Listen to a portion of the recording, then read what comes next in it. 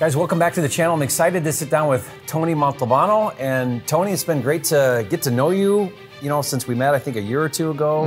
When was that? It was in Milwaukee. Yeah, it was probably about a year and a half ago or something like that. Yeah, and it's been great to kind of stay in touch with you and see your journey and the things that you and Eric are doing in your business. And it's exciting to see you guys put up these big numbers, really growing a massive wholesale company so fast out of the gate. You guys came into the business and had over $2 million in assignments your first year in the business. Phenomenal.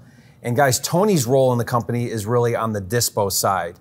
And it's interesting, Tony, because thank you again for being here. What's interesting is, for me right now in my business, I'm putting a lot of attention into dispo, and a lot of it's a function of the market, right? When the market was hot, getting a good deal was the hard part, and dispo was easier. It's never easy, but it was easier because buyers were all just everywhere, raising their hand for a deal. Hedge funds were overpaying. It was just kind of an easier part of the business. So we ended up putting a lot of focus on acquisitions, and we've sort of now flip-flopped a little bit. Not totally, but now what we're doing is we're spending a whole lot more time in cash buyer management, we call it, those relationships, the work now to find the best buyers in the market. And so dispo has become a big priority, a big focal point in my wholesale business. Yeah. And so you've got some great ideas, some things that you've done differently since the market kind of shifted here a bit ago.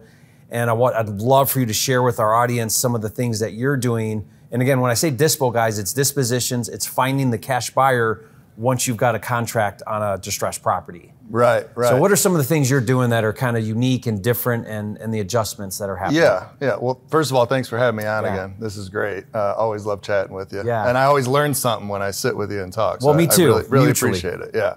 And that's how you can tell somebody's smart, like yourself, is like yesterday when Eric was talking, you're still taking notes. I mean, you've been doing this 18 years longer than us, but you're still learning. Yeah. And that's always the sign of somebody who's intelligent and always willing to learn. I wrote down so many good nuggets, and it wasn't like, I've heard Eric, and some of his sales processes is there's nothing new there. It's just great sales 101, right? Right. But he would throw out like certain sentence, and I was like, oh, that was a really great way to phrase that. And I'm writing it down. Yeah. I mean, you got to be an avid learner if you want to keep growing. I don't ever want to feel like I'm not growing. 100%. Yeah. And that's what social media has kind of helped me with. And even when I got started, I think I said this last time, but Eric was locking up deals, and it was just me and him in the office in the beginning, and we didn't really know what we were doing. We understood sales and marketing and all that, but he's locking up deals, and he's basically like, all right, figure out how to sell these deals, Tony. And I'm like, all right, well, how do I do that? And there wasn't a lot of information out there for a disposition process like there is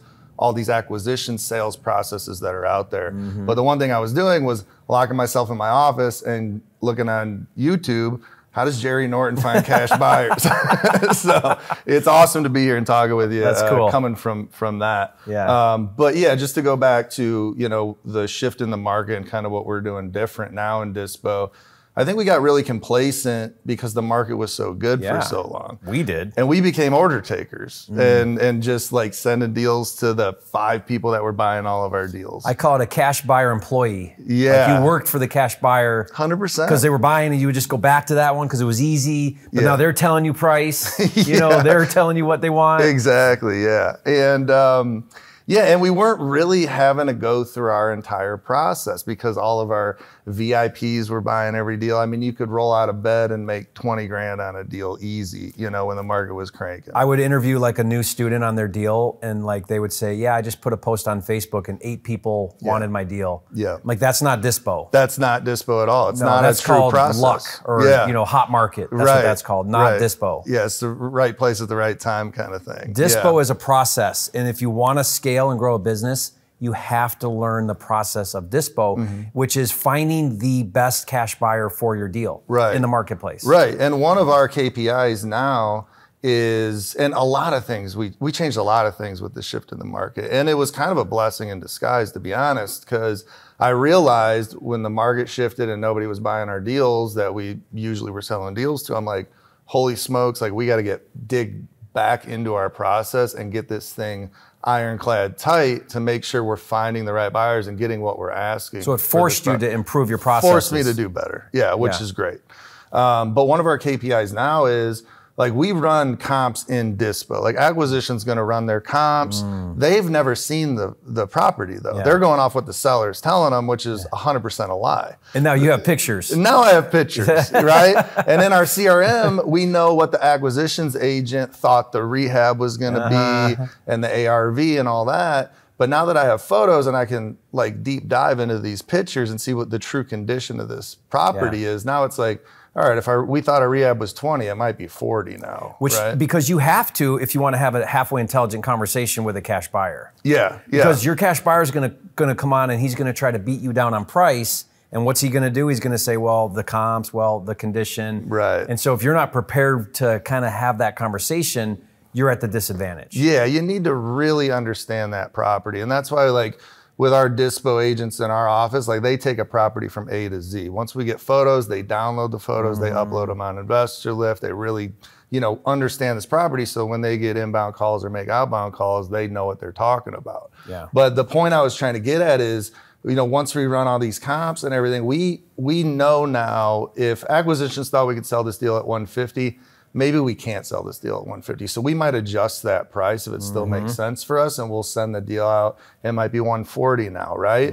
But we are confident in that price that we're sending this deal out. So when it gets sent out to the VIPs the first day, if offers come in lower than what we want for this property, like my Dispo agents are required to get 5 offers before they can assign that deal if it's less than what we thought we were going to get for it.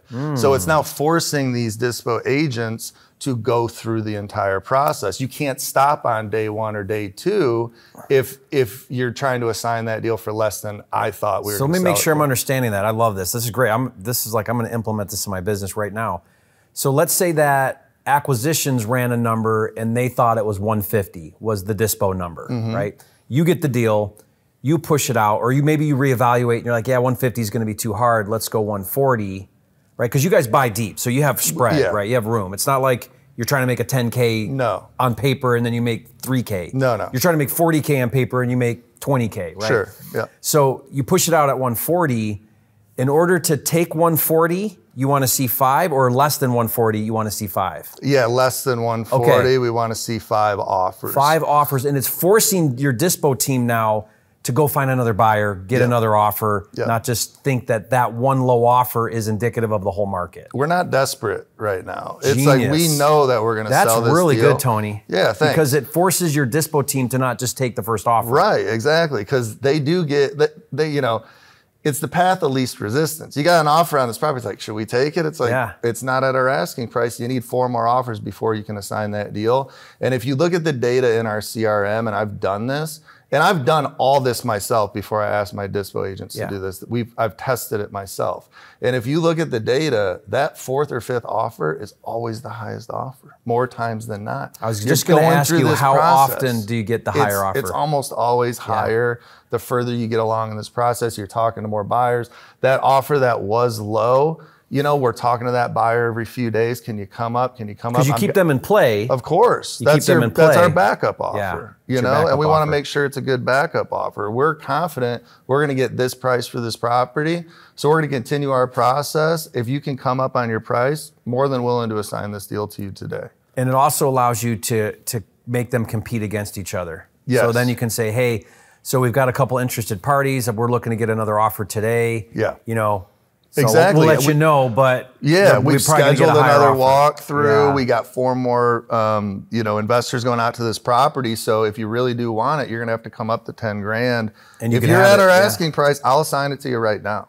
If we get an offer at our asking price, we'll assign it. Move it, on or above. We had a deal last month in North Carolina. We sent it out. It was a hot property. People were, calling in offering our asking price. And after like the 2nd or 3rd call, I was like, let's start telling everybody this is going to go above our asking price. And then the 4th call we said that. He said, I'll offer 11,000 more than you guys are asking for it. And we assigned it right away. Right then. So, are you doing like on InvestorLift, guys? If you don't know what InvestorLift is, it's the best and biggest marketplace for cash buyers. So you can dispo your deals there, and Rob and his team, they've done a phenomenal job of aggregating all the active local buyers that are in your market. And we're doing where we have our offer price and then we have our buy now price.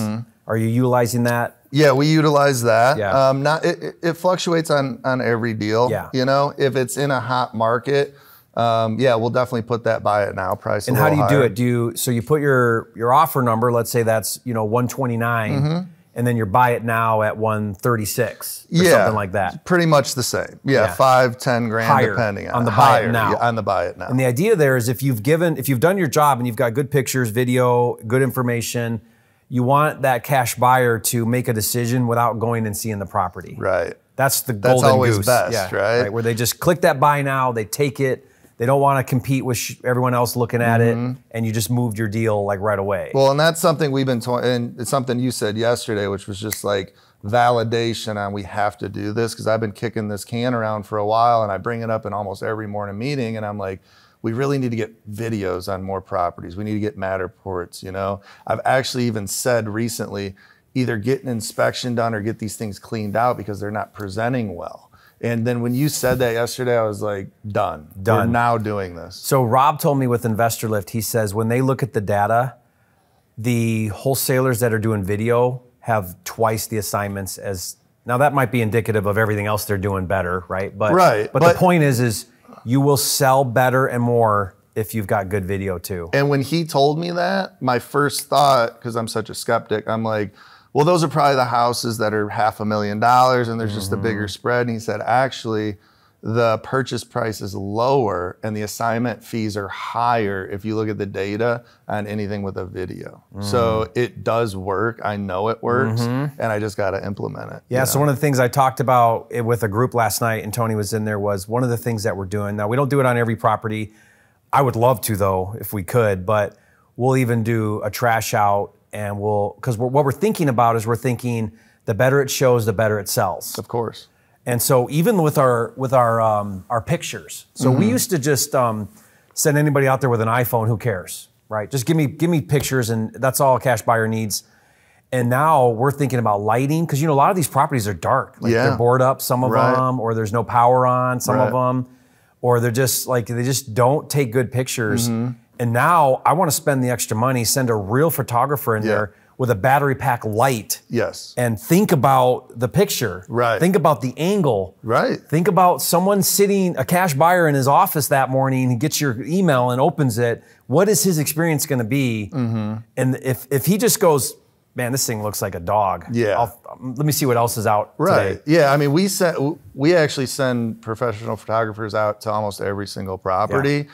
And they take such good photos that I have to have Gio, our video guy in my office, resize them because they're too good a quality to even upload. So we're getting really good photos of the property. And I always say this, it's, if you've ever bought a used car on Craigslist or Facebook Marketplace or something, if you have two 2005 Honda Civics with, similar mileage, year, color, everything, and one has a grainy cell phone photo of the windshield and the back seat, and the other one has 20 high resolution photos and a video walkthrough of it running. Even if that car has 20,000 more miles on it, you're gonna click on that and be more interested in that because you can see the full picture. Yeah. There's not the unknown there anymore. I've got a buddy who his entire business is just selling on eBay, and his number one strategy is he buys something on eBay with crappy pictures, takes really good pictures, and resells it on eBay for twice as much money. Yeah. Nothing different. Yeah. He didn't fix anything. He didn't repackage anything. He just resold something with better pictures. Yeah, it's funny because when somebody I know in the industry will reach out to me and say, hey man, I think this is a good deal, but I'm just not getting any traction on it. Can I send you this deal? Sure, send it over to me. They send me the deal. The first thing I look at is the photos, and they're always bad photos. And I'm like, I don't even understand this property. You have 3 photos, 2 of the outside and 1 of the living room. I don't even understand the flow of the property. Like it's the photos are so important, and that's lost a lot in the disposition. We'll have now this isn't always the right model, but our wholesale model is, and wholesale would be where you get a great discounted property, you actually take it down and buy it, and then your goal there is retail on the back end. I know you guys are doing a lot of novations and you're listing on the MLS, but when it's a clean property, right? Like the kitchen's okay, dated's fine, but just clean, but messy. Those are the best wholesale deals, Right. Because we'll get buy them it discounted, and you can just clean them out and we'll throw them on the MLS. we'll spend $3 to $4 grand because we'll do is usually those trash outs are big because it means the basement's full of stuff. They're just, it's not even necessarily a hoarder, but just like crap everywhere. Somebody lived there for 25 Yeah, years. and They're they going just- to accumulate. And when you took the pictures, all their stuff was everywhere. No one did the dishes. It just looks so bad in the Yeah. picture. We'll buy it, we'll take it down, we'll trash it out, we'll send professional cleaners in there and a professional photographer. That's it. We didn't fix any plumbing, we didn't fix a roof, we never did any rehab. And we'll retail it now back Yes. on the MLS for $50,000, $75,000 more. Yeah, and I'm looking at all our deals now when they come through in dispositions, and I'm finally starting to market these deals after we locked them up. I'm looking at different exit strategies on every one of our deals now. I had a conversation with one of my really good buyers in Atlanta, Georgia, and with the shift in the market, he just wanted to pick my brain one day.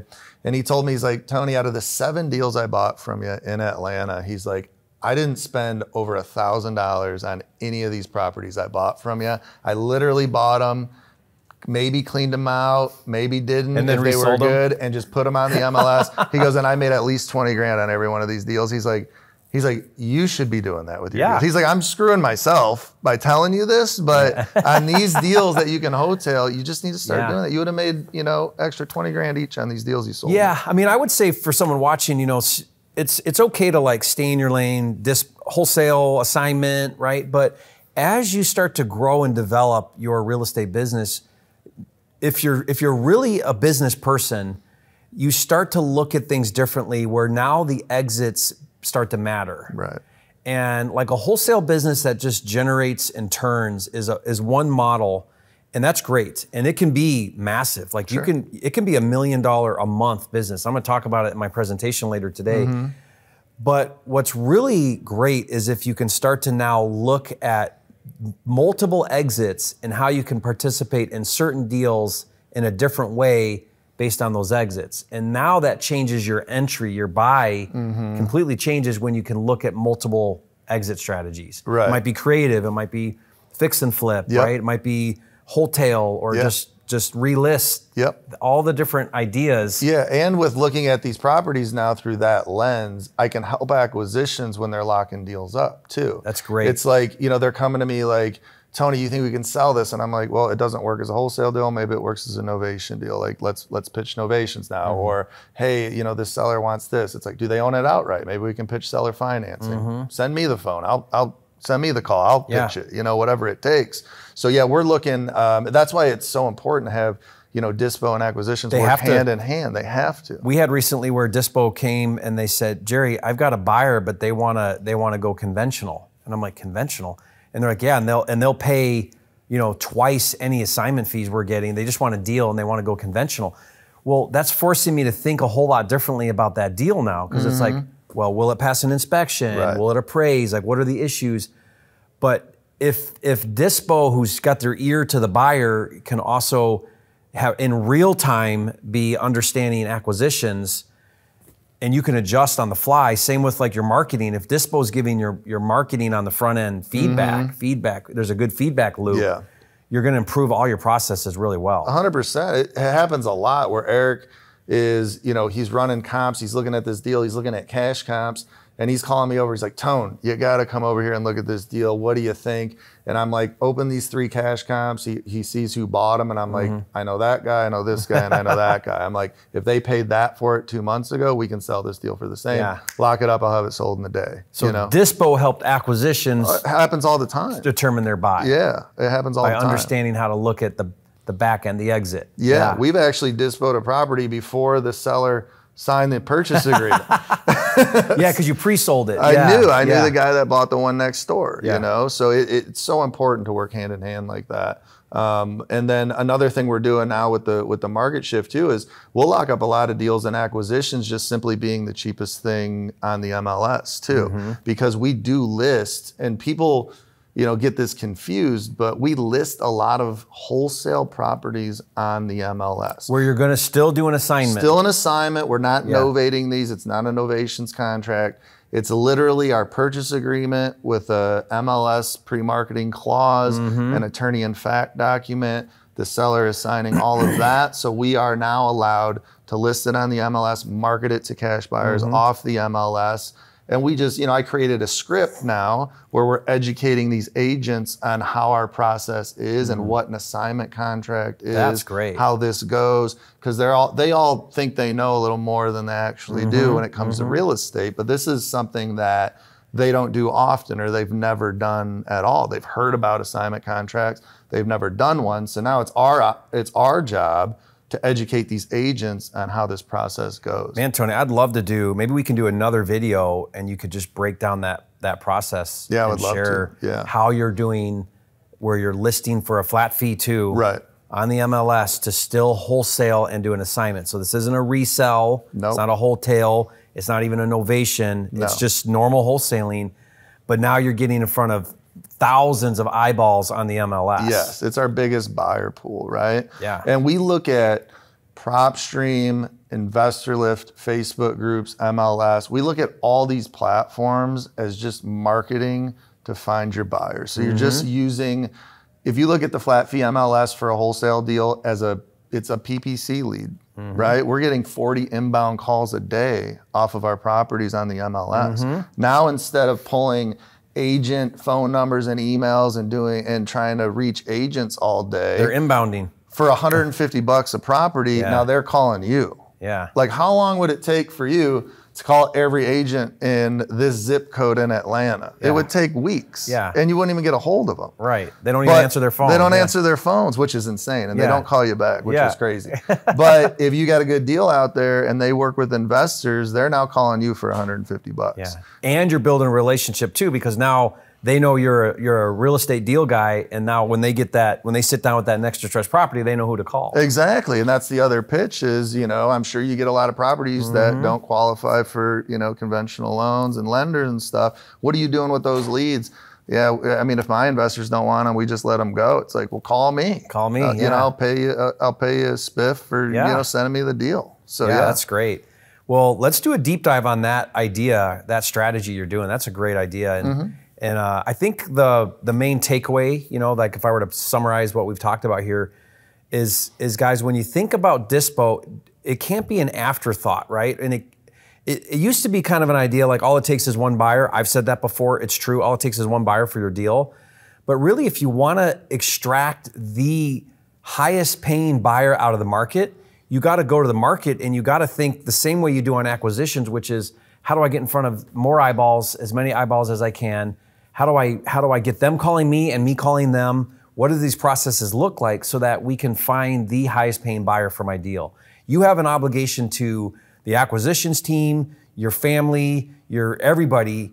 You have a responsibility to get the highest price the market will pay. Yeah, 100%. That's your job in dispo, is to get the highest price the market will pay. Yeah, it's a huge responsibility. Like I take that serious. Like I want my acquisitions people to be happy and get paid. I want the whole company to do well. A lot of that falls on dispositions. Yeah. And with Eric Klein as a business partner, locking up a ton of deals, like you have to learn fast. When the market shifts, you better figure out how to find buyers for this deal. And do it now. Yeah. And to summarize that, it was, the market shifted, our VIPs weren't buying, hedge funds weren't buying. So it's like, all right, how do we get in front of as many buyers as humanly possible today? And it was the MLS. And that's what we started doing. And we found a ton of success with it. That's fantastic. Love that. Awesome. Well, Tony, thanks for all the nuggets. Guys, leave a comment. Let us know your big takeaways, what you learned from this. I'm going to be sure to put Tony's information below as well on his social media. You're doing fantastic with putting out all this great information as well. And he actually teaches a dispo process. So if you guys want to learn more about that, then maybe we can put some information below for that as well. But thanks for all you do, man. Yeah, appreciate you. Thank you very much. Thanks for being a leader in this industry to help this business go better and help our industry just improve. And if you haven't, guys, be sure to subscribe to the channel, and we'll see you on the next video.